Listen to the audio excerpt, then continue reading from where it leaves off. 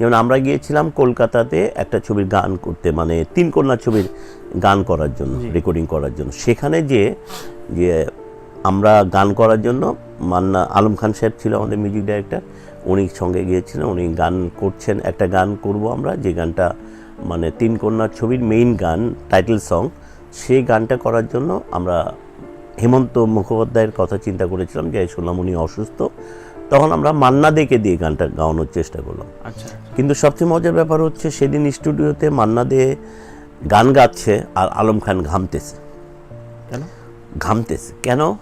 আলম খানের আসলে ওই মান্নাদের যেটা আলম ভাই চাচ্ছে সেটা তার সেখান থেকে ডেলিভারিটা পাচ্ছে না। এই ঘামতে ঘামতে পরে আমরা তাকে বুঝাইলাম, এবং আমাদের যে অ্যারেঞ্জার ছিল ওখানে দিলীপ রায়, তো উনি তখন বললেন, আমরা যখন বললাম যে না তাহলে এক কাজ করেন আলম ভাই, আপনি এটা এখন যাই হোক ওনাকে কাজ করে ওনার পেমেন্ট করে দেন, এরপরে আমরা ঢাকায় যে এটা সৈয়দ আব্দুল হাদিকে দিয়ে গান করায় নেব। এই চিন্তার থেকে আমরা গানটা শেষ করলাম আর কি। তখন ওই দিলীপ রায়ের অ্যারেঞ্জার যিনি, উনি বললেন আপনাকে আমি একটা ছেলে দিতে পারি, আপনারা যদি দেখেন, যদি আপনাদের ভালো লাগে তাহলে আপনি তাকে দিয়ে চেষ্টা করতে পারেন। ছেলেটা না এমনি স্টেজে গান গায়। ওই তখন কিন্তু শানু বন্দ্যোপাধ্যায়কে নিয়ে আসলাম।